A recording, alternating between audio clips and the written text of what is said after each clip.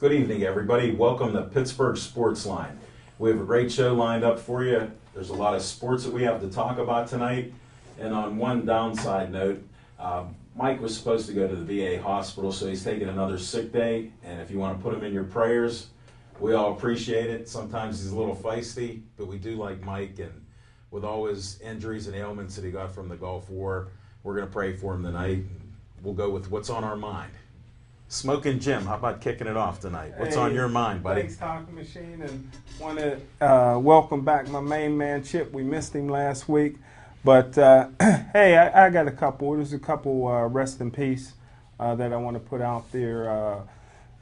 Andy Griffith, who I know has been Matlock, passed away today, 86 years old. Had a great actor, great career, and so that's three of my favorite attorneys are now gone. Perry Mason, Ben Matlock, and Johnny Cochran. Another rest in peace is great Oakland Raider defensive end, Ben Davison. Ben Davison was truly an intimidator. First, one of the few 300-pound guys.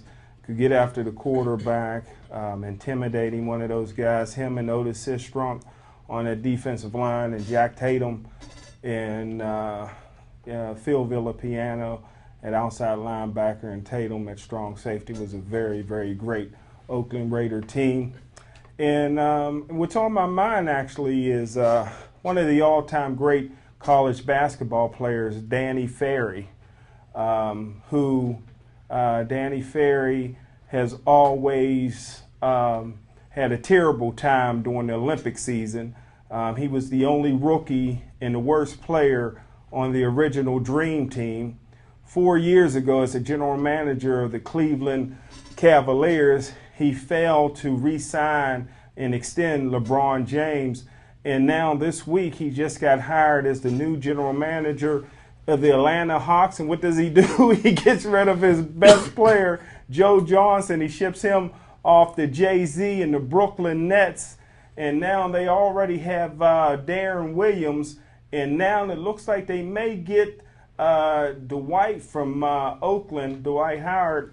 And if that happens, the Miami Heat championship run, they could have some serious competition. So Danny Ferry, who's a great college player, terrible during the Olympic season. So that's what's on my mind right now. Thanks, Smoking Jim.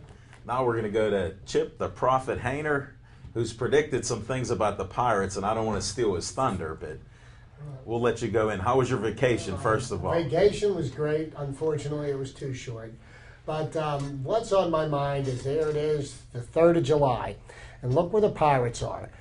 They're poised to contend for the Central Division title. The Pirates have brought an exciting brand of baseball to Pittsburgh, and we're going to go into a little bit more depth as we go on with the show about the Pirates. But I'm telling Pirate fans right now, I've got the bandwagon all polished up and shined. I had the oil changed last week while I was on vacation, and I'm ready to accept new riders. But I'm going to tell you what. For 20 years, we've been waiting for a team like this, and we've got what we wished for. Enjoy it while it lasts, because with the kind of team that we have right now, Andrew McCutchen is probably playing as one of the top 5 players in baseball right now with the way he's playing this year. He's playing so well that we may not be able to afford to keep him after a few years. And that contract that Neil Hunnigan signed him to earlier this year was the deal of the decade so far. So sit back, relax, and enjoy it, and watch the Pirates contend for the Central Division crown. But that's what's on my mind. Thanks, Chip. We appreciate your insights, and I'm sure we'll talk some more baseball. Oh, absolutely. It is baseball season. And I'm just glad not to hear about Roger Clemens, to be honest with you. You wore that out. Yeah, well, because it was a subject worth wearing out, because it was just, should have never been in the news. I had to at least bring it up because you held a streak going for I don't know how many weeks. Well, and we missed last week. So. Yeah, we missed last week, but there's only 10 weeks it took them to present the case. Well, I better get to what's on. First, I want to give a couple shout-outs to Mr. Grasshopper at the deli at Shop and Save, who said not to mention his name again, but he enjoys it. So here's a shout out to you, and we'll talk some hockey with you. And Parisi hasn't signed anything yet, so I have no other insights for you, Mr. Grasshopper. And Fran was there, and nice to see her back in the deli. And a few of the other people around there. There was even a couple older guys asking me some sports questions, but they won't call into the show. 412-831-3304. That's the phone number. And what I wanted to tell you, we have some breaking news here with our little panel here. We're going to go on the road a little bit, right down the street to a local bar and restaurant called Level 20. Starting on August 6th, we just worked the deal out with the owner, Colin. If you're watching the show, thank you very much for the invitation, and we'll put on a heck of a show for you. And what we're doing is they have different food specials, they have a trivia night, they have all kind of entertainment there, and it's just a really nice place with a sports theme. You'll see Penguins hockey, you'll see baseball, you'll see even Rocky Blyer, because I heard somebody might have him as his favorite player there, and we'll get into that later on. So those are just some of the exciting things here, and you know, we're glad that the community's watching this and there's interest even as far out as Monroeville and even in Plum. And speaking of Plum, if you need a haircut, I was getting a little shaggy last week, but if you get Mary Ann from Azazu, downtown Pittsburgh, and mention Al Levine, the talking machine, maybe you can get a little discount. Oops, Emilio, I didn't say there's any discounts down there at Azazu. But that's where you can get a cut like this. And on that happy note, why don't we talk Pirates right now? Because I'm excited too, and I have 1 foot on the bandwagon right now, Chip. They're 7 games up, over 500, and they're only 1 game back. And they're only 1 game back, and after the month of June, you know, the first 2 months of the season, the Pirates were mired in a slump with their team batting average. They were performing the worst of anybody in the National League. A little bit of a turnaround as the temperature started going up. The temperatures hit 90 in Pittsburgh, and it lit a fire under the Pirates' bats. Well, the Pirates as a team batted .268 for the month of June. Far cry better than what they were doing. They led the National League in runs scored and in home runs. They've found a way to start putting runs across the table, and so far the first 2 games of July, I believe they put up 28 or 29 hits in the first 2 games. Last night they just completely pummeled Houston Astros pitching. They got 18 hits. They had 9 extra base hits in the game, and they destroyed them 11-1.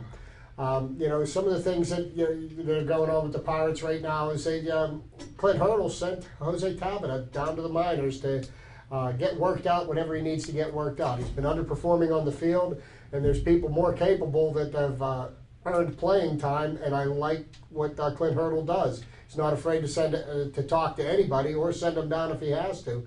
And I hope Jose Tabata can you know, get his head screwed on straight and start performing the way that he is expected to perform. But I don't think the Pirates are going to miss a beat. You know, watching. Well, he has a bulky hamstring, so it may not just be his attitude. We'll see what happens there. And I have a question for you. What's that? Babe, who is the batting coach? I don't know his name. Maybe we can. Maybe we can have him on our show when we go to Level 20. And I don't know what his name is, but he was getting ready to be run out of town at the end of May. But now we're looking like he might be up in the driver's seat with me on the bandwagon. Well, I don't know. I still see a lot of people right around that Mendoza line. Well, there's only one starter that's over 300, McCutcheon, right now, and we have Neil Walker's warmed up a little bit. Is the temperature got warm? Pedro Alvarez has raised his batting average 30 points in the last 2 weeks.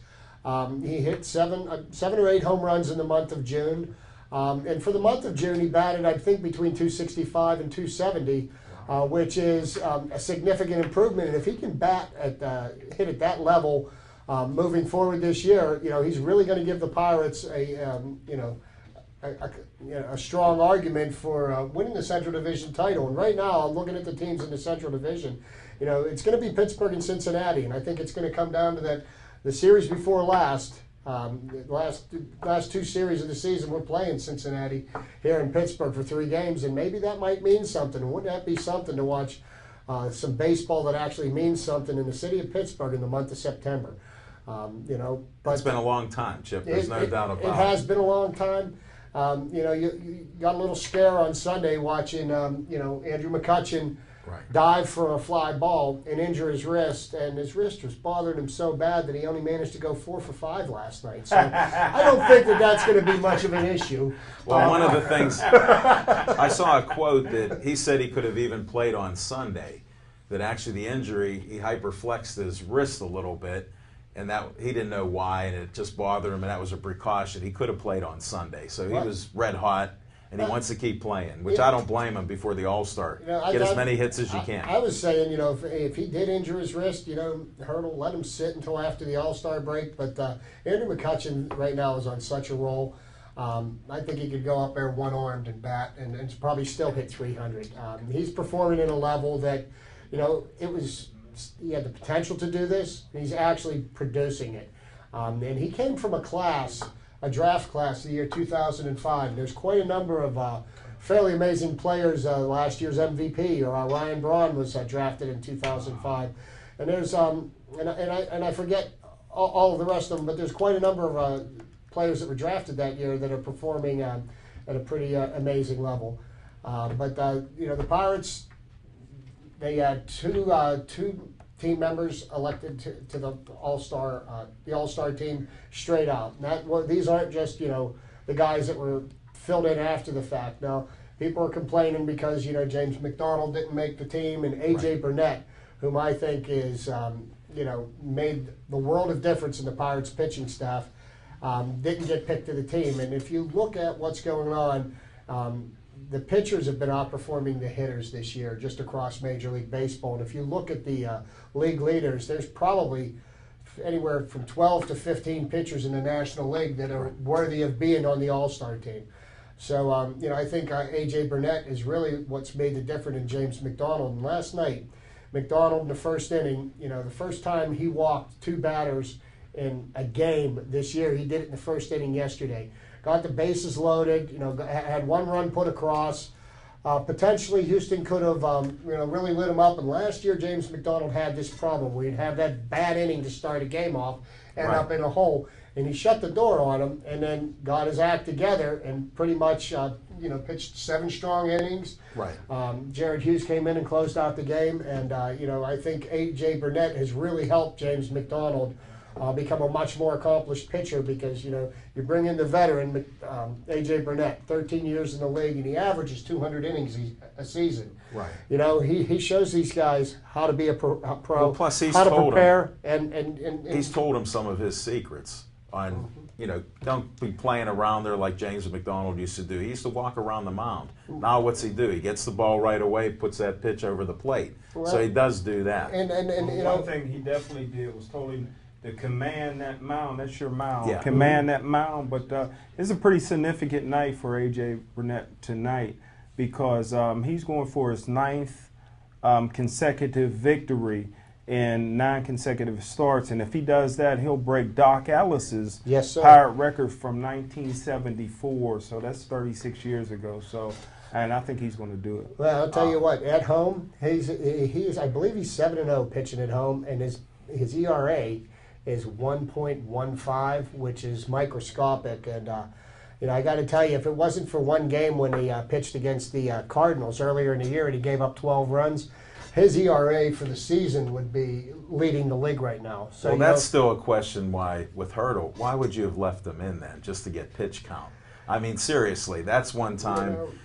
You don't need the game experience. He's an experienced veteran, but if that's the worst thing Clint Hurdle did. Well, and Clint Hurdle's going to make some right decisions and he's going to make some wrong decisions.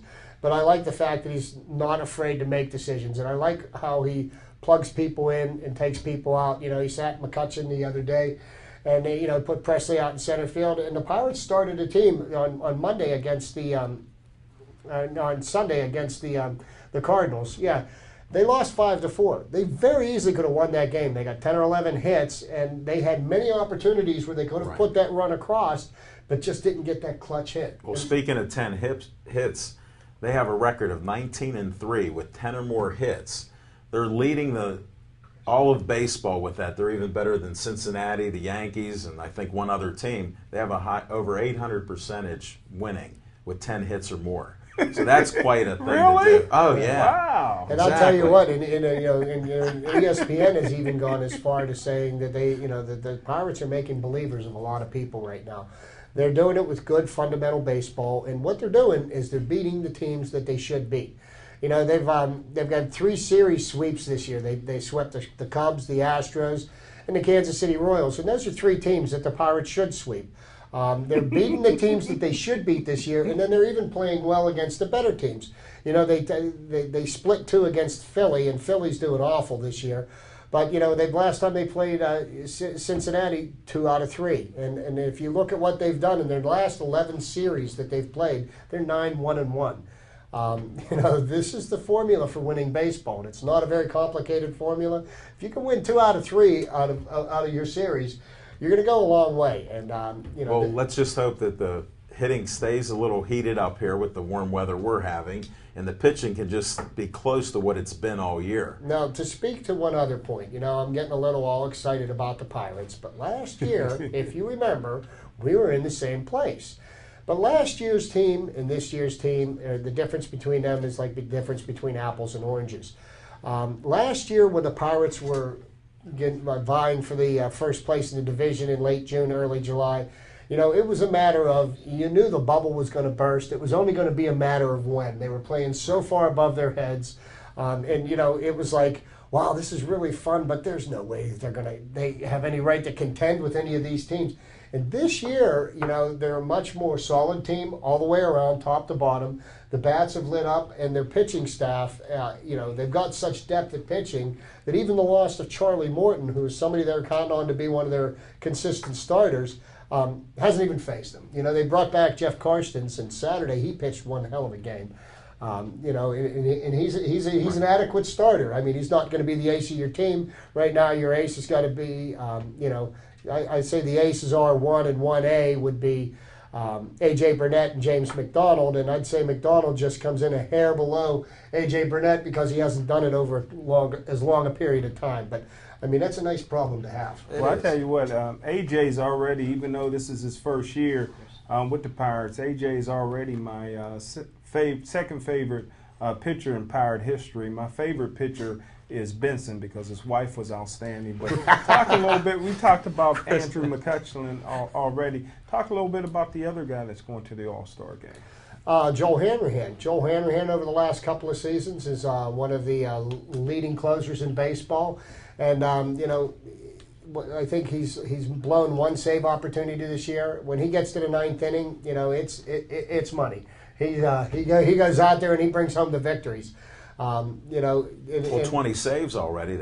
That's pretty good before an All-Star break. So. And I remember about a month or so ago, a friend of mine called in and suggested, the Pirates possibly trading Hanrahan. And I'm telling you what, I was very happy to see that the Pirates didn't get in on the trade mill with Kevin Youkilis. I think Kevin Youkilis, is well past his prime, and I'm glad to see that the Red Sox shipped him over to the White Sox, because really the only place that he can play right now, I believe, is in the American League, because in the National League, the only way he's going to get the bat is if he plays the field, and I think he's a defensive liability. So, to be honest with you, I don't think the Pirates need to make any trades at all. I think everything that the Pirates need are within their organization. They just can't be afraid to sit somebody down if they're not performing, and I was very happy to see that Tabata went down, because I think Tabata could be an important piece moving forward. But he needs to get some time playing, and you know what? If there's players up here that are more deserving, they shouldn't sit while he tries to work it out here.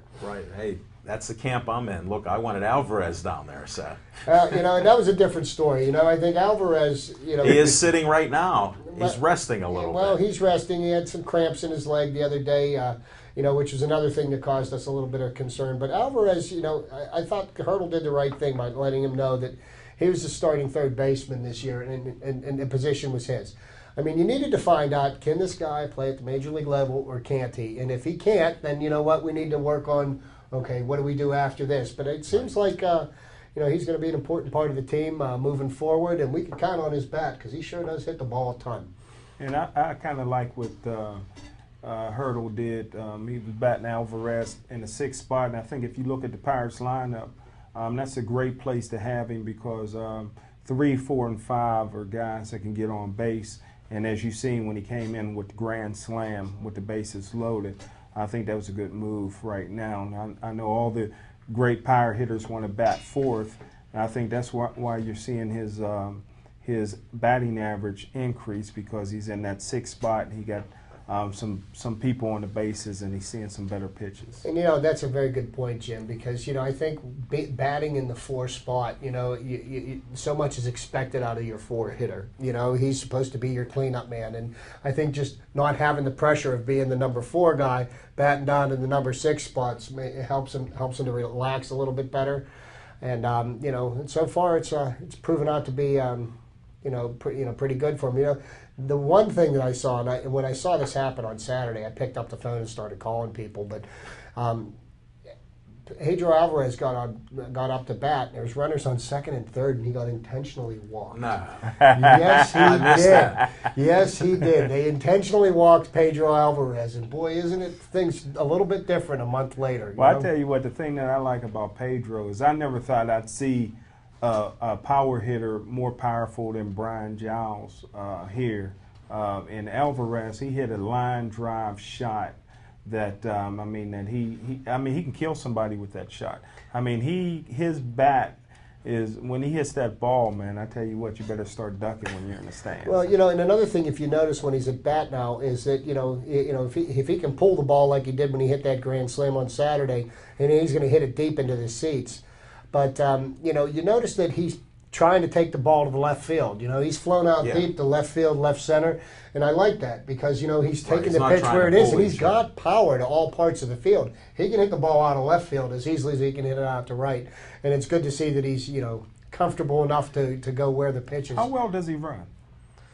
Well, when you hit him into the seats, you don't have to run very fast. Babe. But he is fielding a lot better. He has some quickness. And Smoking Jim, he might have that quickness they talk about linemen there. When a lineman can go 3 yards down the field, you know how they say he's a quick lineman? Yeah. But he runs 3 yards. Softball, buddy. I'm going to hit him out. But, we do have a little sad note before we get back to the Pirates. A team that's near and dear to our hearts is the Pittsburgh Passion. And Pittsburgh Passion, we were hoping that they were a nationally ranked team, undefeated team for much of the season. And I think the two best teams in America is the Pittsburgh Passion and the DC Divas. And unfortunately, they got stuck in the same conference. They split their games this year. The Passion went down to DC and beat them early in the season. DC returned the favor here in Pittsburgh, but because of poor scheduling, they ended up playing in the quarterfinals, the playoffs, and the DC Divas beat the Pittsburgh Passion to knock them out of the playoffs and in their dream season at Heinz Field, 45-30. But great season in the Pittsburgh Passion, and looking forward to next year seeing them in the Pittsburgh Forest go at it again and maybe win a national championship. Too bad they can't be at Heinz Field this year. Right. And I don't think there's going to be any champions coming out of Heinz Field this year. No. What are you hinting at there? Don't keep us in suspense. It's going to win the Big East. You're not going to go out on a limb. It's going to win the Big East. No, not at all. Well, they have a new coach this year, and he's not a car salesman. So something might happen, right? No, but again, kind of wrapping up on baseball, I thought it was kind of interesting how a war of words started between Cincinnati's manager Dusty Baker and Tony La Russa. Tony La Russa, by virtue of winning the World Series last year, had the option of being the manager for the National League All-Star team, and he's retired. And they extended him the courtesy, and he went ahead and made his selections for the All-Star team. And Dusty Baker seemed to think that it was some kind of personal vendetta that Tony La Russa had over a brawl between the Reds and the Cardinals when La Russa was manager. And I think Dusty Baker needs to worry about more important things. You got 3 guys on your team that have made the All-Star team, and the 2 players that he thought deserved to be on there that didn't get on because of La Russa. I think his argument doesn't hold water. But it just might be a coincidence, Chip. You know, in sports you have a lot of those coincidences. Well, but I believe there are some personality conflicts with La Russa and a lot of people there. Well, I'm sure La Russa's rubbed a lot of people's feathers the wrong way over the last 3 decades while he was in baseball. One of the arguments that Dusty Baker said was that Johnny Cueto should have been one of the starting pitchers. And of course, La Russa said, "Well, if you weren't pitching him on Sunday, maybe I would have picked him and I had him to use." But when you pick the pitchers for the All-Star game, you got to pick pitchers that can actually pitch in the game. And if you've pitched Saturday or Sunday, you're not going to get on the mound and pitch again on Tuesday night when they play the game. I'll tell you one of the things that I really want to see with the All-Star game this year is I really am looking forward to the Home Run Derby. And I know this really doesn't mean much of anything, but there's a kid on the Miami Marlins. His name's Giancarlo Stanton. And they say that he is one of the new and up-and-coming home run hitters for the post-steroid era. This kid hits a ball so hard. You were talking about what Pedro Alvarez, when he hits a ball, this kid has blown out lights on the scoreboard 400 feet away from home plate. Like in the natural. What's his name? Giancarlo Stanton. It's Giancarlo. Hold on, what was his name last year? He wasn't using Giancarlo. I'm serious. I have no idea, but I got him on my fantasy baseball team. No, but he uses Giancarlo now. He uses Giancarlo now. I saw an interview with him. I didn't know what was going on there. Hey, when the reporters actually come up and start talking to you, after a couple of years of complete anonymity, you could be whoever you want to be. They got a microphone and a pen and a pad. They're going to listen to whatever you have to say. What do you think about Jose Bautista again? 27 home runs, leading the league. And there's another guy who got on my fantasy baseball team, and he's racking them up. But to tell you who's having a more even amazing year is Josh Hamilton with the Texas Rangers. He has the potential to contend for the Triple Crown this year. Hasn't been done since Carl Yastrzemski did it in 1967, but he could easily lead the league in home runs, RBIs, and average. And and he is. And this is the funny thing is he's playing for a contract. He's had his problems with drug abuse, and he had a relapse this past winter. So this guy's playing for a contract, and that's one of the ironic things about Andrew McCutchen. He got his big contract, and look how he's performing. You usually do that, to get the contract. You don't usually perform after you get the big contract, which is another one of the refreshing things to see about Andrew McCutchen. It's one of the few times you see that in sports. Smoke and Jim will tell you in football, you don't see that too often, except for one of his heroes there. Well, I just want to know. I wonder how big Dusty Baker's son is now, because the last time we seen him, he was almost getting ran over as a bat boy at home plate. So he's probably a big kid now, man. Good point, Smokey Jim. The scout comes back up with a scouting report on a bat boy.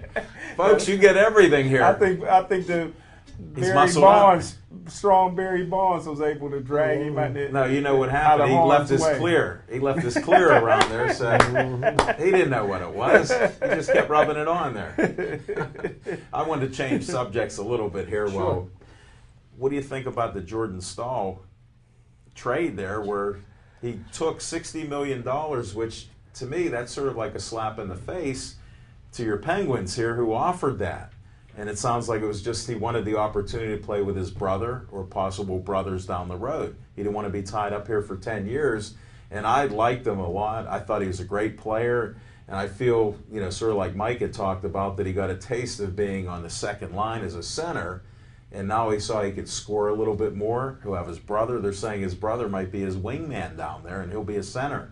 So he might be a new scoring type leader out there instead of just a defensive type of guy. To speak to the Jordan Stahl trade, and something had to give. I don't think the Penguins could have afforded to keep Sid, Malkin, and Stahl, and with Fleury as well, because those are basically the core of the team and the guys that are going to get the big money.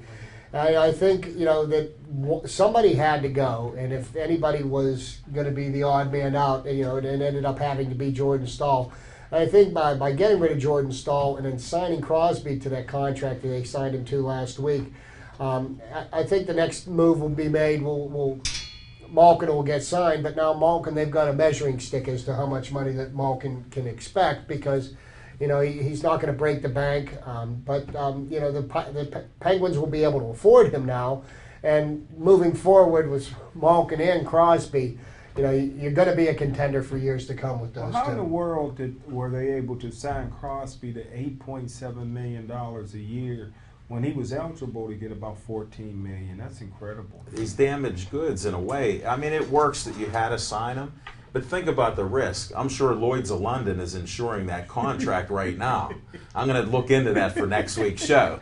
I look at different things, but it's a good fit. He's the face of the Penguins. They had to sign him, really. And this may be a little naive on my part. We understand, that greed plays a factor in these things. Did he take less money in the ideas of keeping the continuity of the team together so that they can keep other players? Is he that selfless?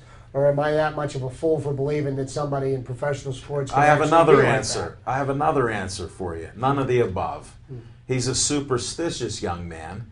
And look when he was born. Look at the date of his birth. Look at the number on his uniform, 8.7. And he likes that number. So if you're a superstitious guy, he's had a great career except for the last 2 years being injured.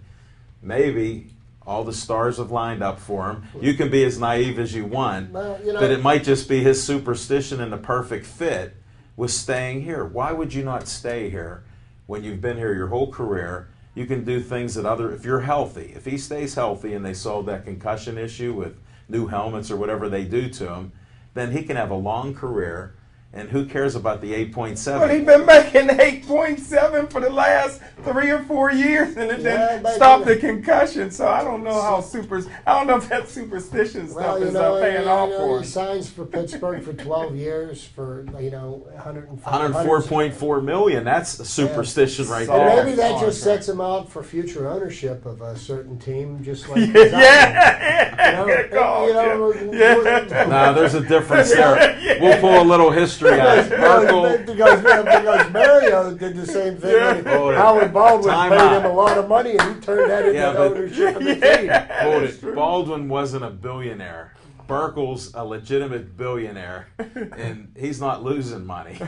He's made money, and Lemieux's done a great job keeping the team here too. So, and Burkle can handle it, but Sid's going to take this deal if he stays healthy.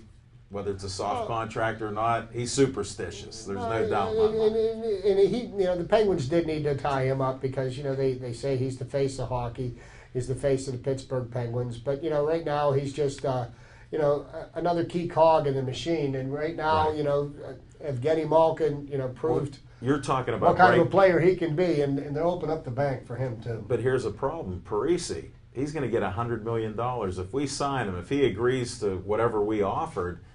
How do you sign Malkin for $100 million? Where's that cap at?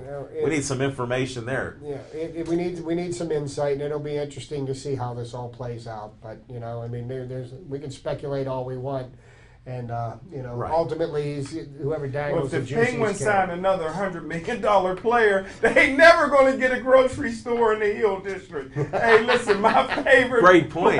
My favorite Penguin of all time. I think he's the greatest Penguin player that I've ever seen. I never really seen Mario play, but Yager just signed with Dallas, so congratulations, Yager. I'm sure that Dallas will have a successful season, even at age 40 plus. Yager can still get it done. And just another reason to hate Yager. If he plays in Dallas, that's just another reason to hate him. Because you know how much we like the Cowboys, right? Wait, he's not playing for the Cowboys. Come on, you are naive. That stink from the Cowboys reaches all the way out, Just checking. Yeah, to the stars. Well, not with me. I do like the Dallas Mavericks there. Nothing personal, just business. That's because a Pittsburgh guy owns it. And, I'm not to change the subject, I'm so disgusted with the National Football League. Everybody knows I don't like Roger Goodell. I can't stand him. I would love to rip out his Adam's apple, but listen, this is a guy that, and the players allowed this to happen, that, he's a guy that you go to for arbitration, grievances and everything else, judge, jury, and executioner.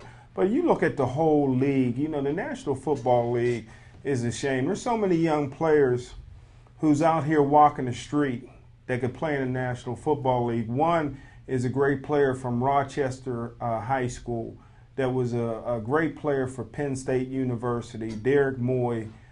He could have signed anywhere as a free agent. I was pushing for the Pittsburgh Steelers to draft him because he was 6'5", 200 pounds, could run a 4.3 40, very disciplined, had some great coaches at Penn State. And he signed with the Miami Dolphins. The Miami Dolphins cut a guy of that talent late in the game, just before even training camp, to sign Ocho Cinco, who's now Chad Johnson again. So the National Football League, in my opinion, stinks. I think these kids that have the talent at least should get an opportunity to show what they got. So Derek Moy right now is on the street. He doesn't have a team. Could have signed with anybody, and the Miami Dolphins just stabbed him in the back. But so hopefully things will roll well for Derek Moy, one of the great all-time players in WPI history. Maybe we can use him down the road. On another note with the NFL, there was an arbitrator actually ruled against the NFL in regards to Drew Brees. Now, Drew Brees had the franchise tag slapped on him this year for the New Orleans Saints, and they're negotiating a new contract for him, and it doesn't seem to be going very well. But there is some wording in the collective bargaining agreement that says something to the effect that somebody cannot be given the franchise tag 3 times. And it's not by one team. He was given the franchise tag once when he was in San Diego, right after his rookie season. And then the Saints did it to him again. So he can accept the franchise tag this year, play it out, and he can become a free agent next year, and they cannot put the franchise tag on him again. Well, if they do, Chip, I think the problem is he would get like $24 million. They said 144% of what his current salary is. It works out, they said, over like 24 or 27 million. So that precludes anybody from going to the 4th time for a franchise. But the key point here was an arbitrator ruled for the NFLPA, not for the NFL. Maybe they didn't check the wording as much as they wanted to, and they didn't, research this. But it sounds kind of curious that now that guys that do get slapped with the franchise tag have some kind of recourse, and they're not committed to that for their entire career. You're not talking about Drew Brees, you're talking about Drew Greed. The New Orleans Saints already offered him, made him the highest paid player in the National Football League. I don't know, he's not the best player in the league. They've offered him a contract to make him the highest player in the league, and he still won't sign. So I think that Drew Brees is being very, very greedy. I'm usually all for the players, but he's definitely not the best player in the league. I think the New Orleans Saints has gone as far as they can. They want to be able to save a few dollars to sign Graham, who Graham was voted in the top 100 players in the National Football League. He was voted higher than Gronkowski for New England Patriots, had a similar season, and Gronkowski got $57 million. So Jimmy Graham Graham's should be the best tight end in football, bar none. He's one, and anybody else you want to name, Gronkowski's a distant two, but Jimmy Graham's just absolutely amazing. You watch him play. He just brings it all. He does. Well, with Drew Brees, they're only about $1 million apart, Jim. I don't think you realize they've offered 19. Drew said he would take 20. Where did he say that at? No, there was some talk on ESPN that I was listening to that they're looking at maybe $100 million contract again for 5 years for him. If he gets that, he signs. Well, but it is greedy. Yeah, I mean, 19 million. 100 million. I don't know what the numbers are, but I know point they were made him the highest. He would be the highest paid player. Right, but it was 19 right on the table now, and he's refused that. What point are you trying to make? If you won't accept 19 and you'll accept 20, right. I mean, what kind of point are you trying to make? Sound like, I mean, like what? You're going to have to shop and save a lot, because you only get 19 million a year. I remember the Steelers had drafted a kid from Georgia who flunked out of Georgia twice, which is almost impossible because under Vince Dooley, you could not. Nobody graduated from Georgia, so I don't know how a football player could flunk out. But his name was Tim Worley, and that was the year in 1989.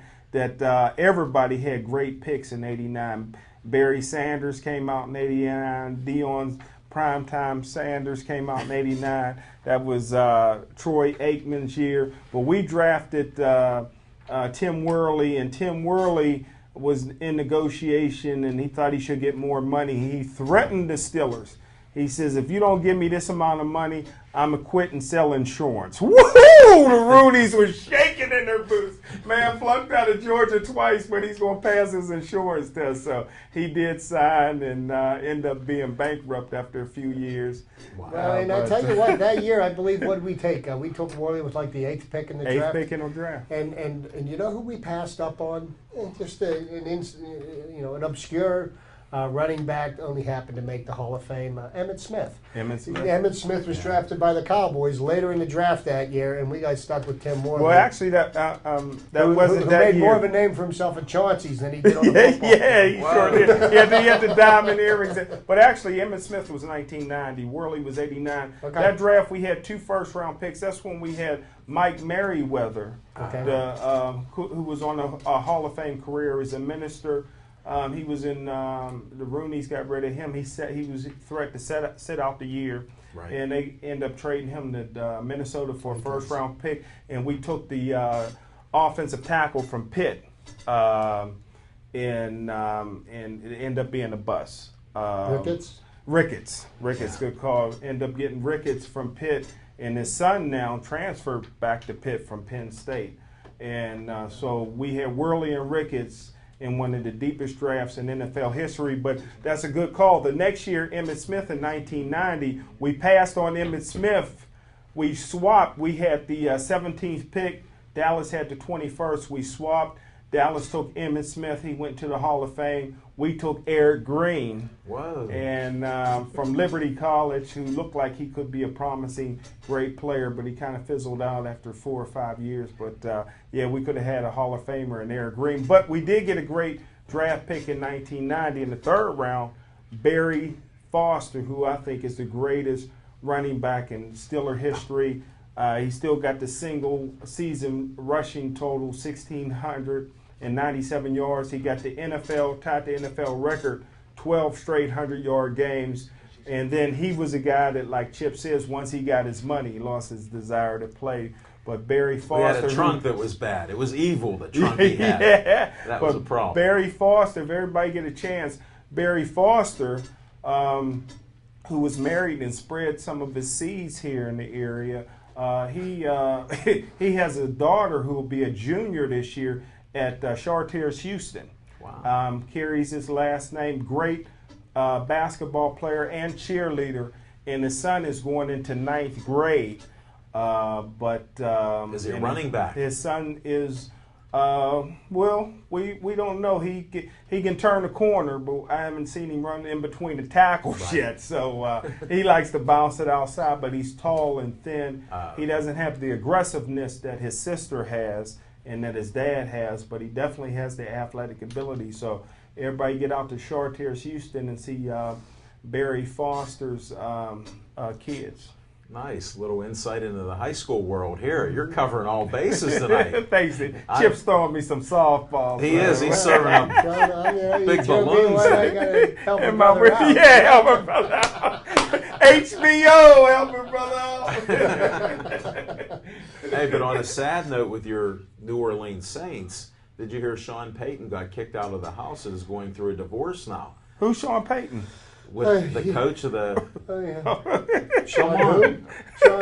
Look what happened to him, how the mighty... I got you, but how the mighty have fallen there. Wow. What did he get kicked out of? A big mansion in Texas. Wow, a big butt and a smile? Did he get caught with that? Who knows? I don't know all the insights, but I just saw that passing by on the screen there. Wow. Well, they kind of changed speeds a little bit. Looks like Tiger Woods woke up from the dead this weekend. Yeah. Won the tournament. Second all time. Yeah, won the tournament. He's number 1 now. He passed Jack Nicholson. Jack Nicklaus. Pardon me, Nicholson. I'm thinking about. Good. One flew over the cuckoo's nest. Yeah, that's what you're getting at, Chip. He just went over there. Sorry, Stephanie, we're not questioning his mind there. Yeah, it's gone. Don't worry. Okay. But yeah, Jack Nicklaus had 73 tournament wins in his career, and Tiger Woods has 74. And maybe he's number 2 on the list. Maybe he's warming up for the for the British Open. That's always one of the more interesting tournaments of the year. I know everybody loves to watch the Masters because Augusta National is so beautiful, and everything like that. But I love watching the British Open because the conditions they play in there are unbelievable, and the links golf courses are a lot different than the courses they play here in the United States. They call them stadium courses. They set them up so people can watch, the guys hit the balls in. But the links courses are long, and your length really comes into play, and you can't really hit the ball high because you've got such tremendous wind problems there. So it'll be interesting to see. Tiger's won a few British Opens, and I said before that I didn't think he would ever win another major, but I think the British Open is a tournament that's kind of plays to his game.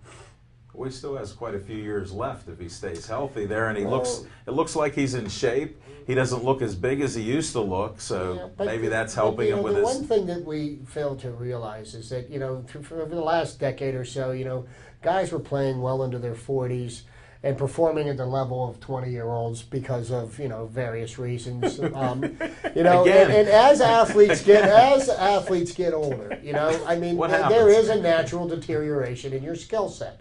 And I think we've seen the best golf that we're ever going to see out of Tiger Woods. Can he still win tournaments?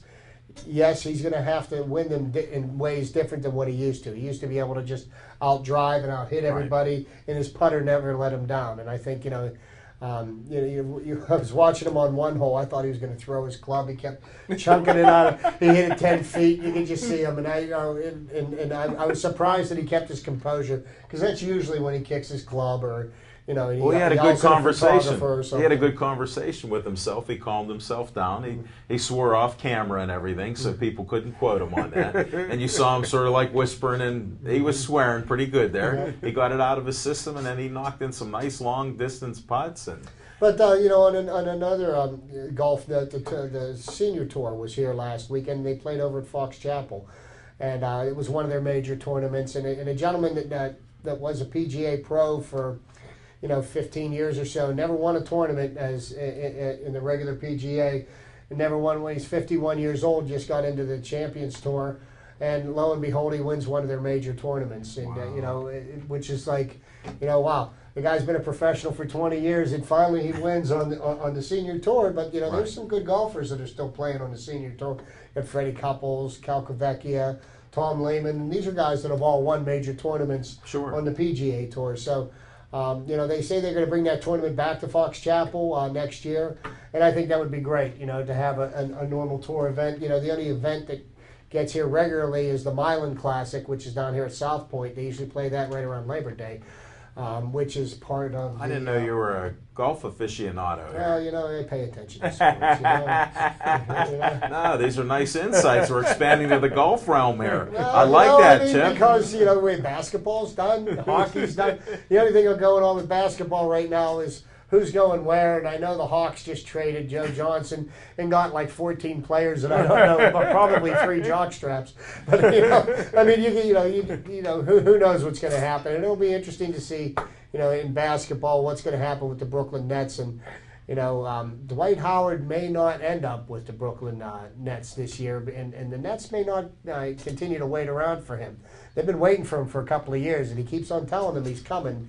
He doesn't be able to seem to make his way there. So, well, this may be the year for him to do that. Well, regardless, right? They're going to Brooklyn now. If Orlando decides not to trade him, he has to play out the year in Orlando.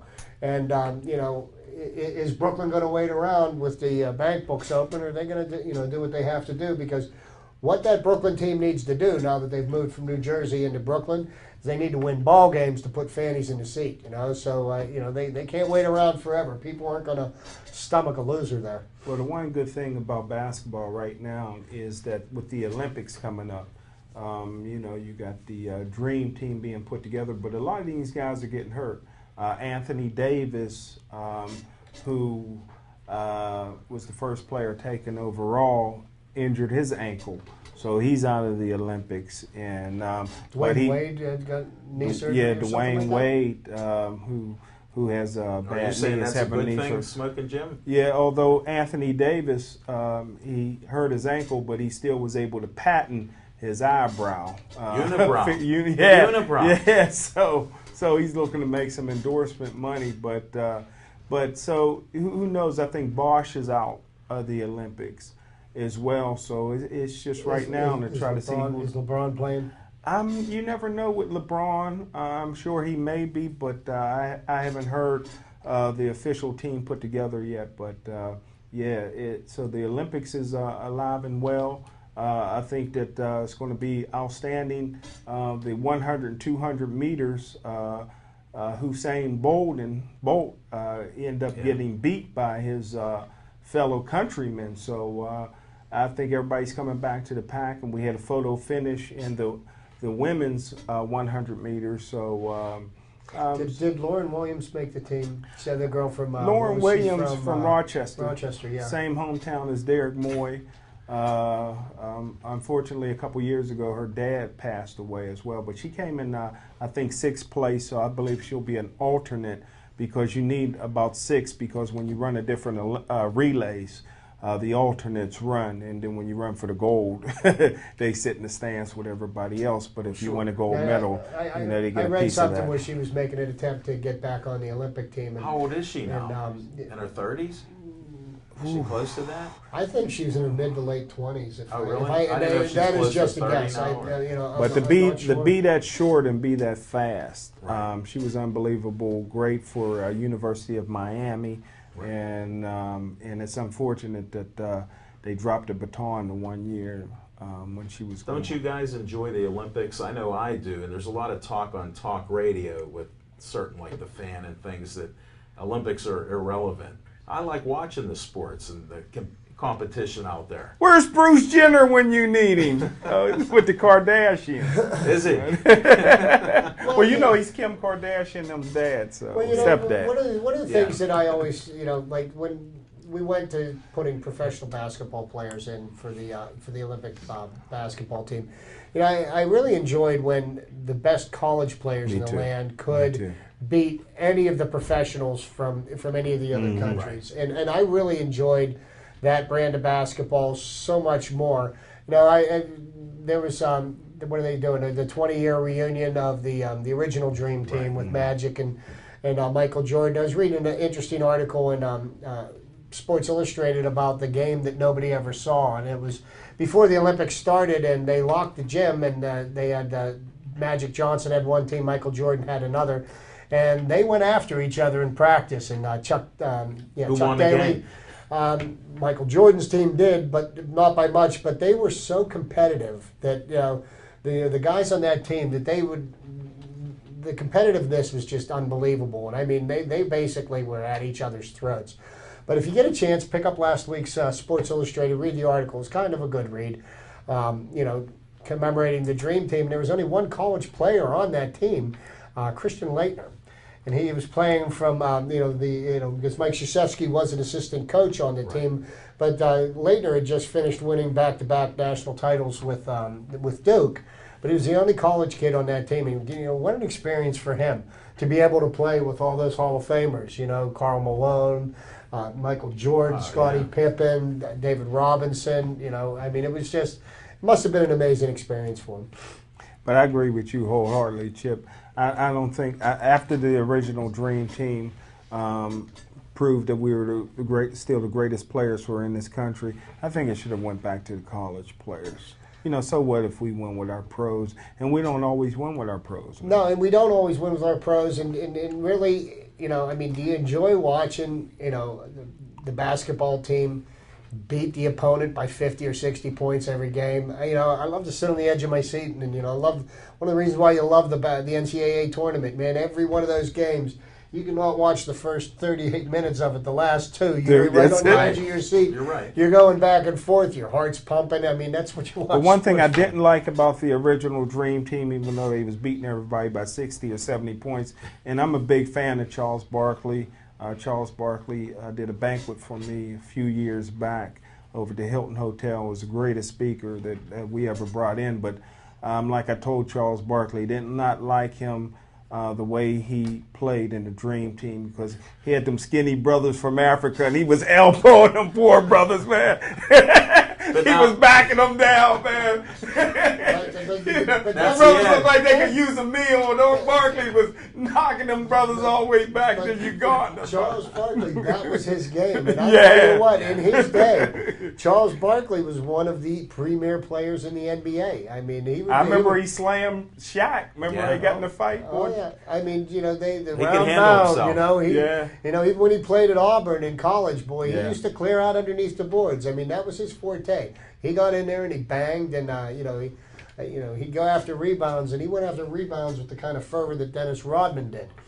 Well, Yeah. I'll tell you what, one year for a banquet, we brought in Charles Barkley, Marcus Allen for a banquet, and Truck Robinson. And Truck Robinson did his best that he could. People were getting up while he was speaking, but Marcus Allen was terrible, arrogant. Was he? Yeah, same. I mean, he acted like he had to go get another one of OJ's girlfriends. He was in a hurry. But Charles Barkley spoke exactly for 1 hour, and at the time he had written 5 books, which I didn't know. No notes. If he signed autographs, took pictures with everybody. It wasn't for his bodyguards dragging him out of there, he might have still been talking. He was very down to earth, one of the best keynote speakers that we ever brought in. So I'll tell you what, Charles Barkley does add something to the NBA telecasts. I mean, out of any of the basketball, reporters Well, he's not or afraid to whatever be that- controversial. No, he will speak his mind, and I admire somebody that will do that, and he won't back down off anything. He'll look you square in the eye and tell you exactly. what Magic he thinks. Mike is a 5'2" Charles Barkley. Yeah, And what's nice about Barkley, I watch the NBA when he's talking there, is when he's wrong, he'll admit he's wrong. And he'll come and ask these questions of players, why they did this, or maybe you shouldn't have done that. He tells them right when they're interviewing him. And he tries to give him a compliment, and he'll tell him, why'd you do this move? You shouldn't have done that. So, And as we wind down, maybe next week I'll tell my story about when I was hanging out in Pittsburgh with Michael Jordan, Barry Bonds, and Louis Lips one year. We got to tell all about that when I had to tell Barry Bonds, enough, please shut up. are you serious? We Barry got Bonds to was talk off the air on Bonds that. was talking our ears off, so maybe I'll share that story with the fans next week. That would be nice. awesome. I want to take some notes on that tonight when I talk to you about that. Maybe- Those are some superstars. Maybe I'll take a little walk down memory lane and share an amusing little story I have about from Forbes Field. Yes, I am old enough to have watched Wow. baseball games at Forbes Field. And We're gonna have to be running it. This is gonna be it for now, Chip. Hold that story and that thought. I know you could tell us about it, but we want to thank you all for watching our show. It was great insights here. I know I enjoyed the show, and I hope you guys did. Again, 412-831-33. Nobody calls, so why am I even saying it? Hey, who cares now? Here. Thanks to Smoking Jim Frazier, Chip the Prophet Hayner, and Al Levine, the Talking Machine. Thanks for watching our show, and say a prayer for Mike. We need him back next week.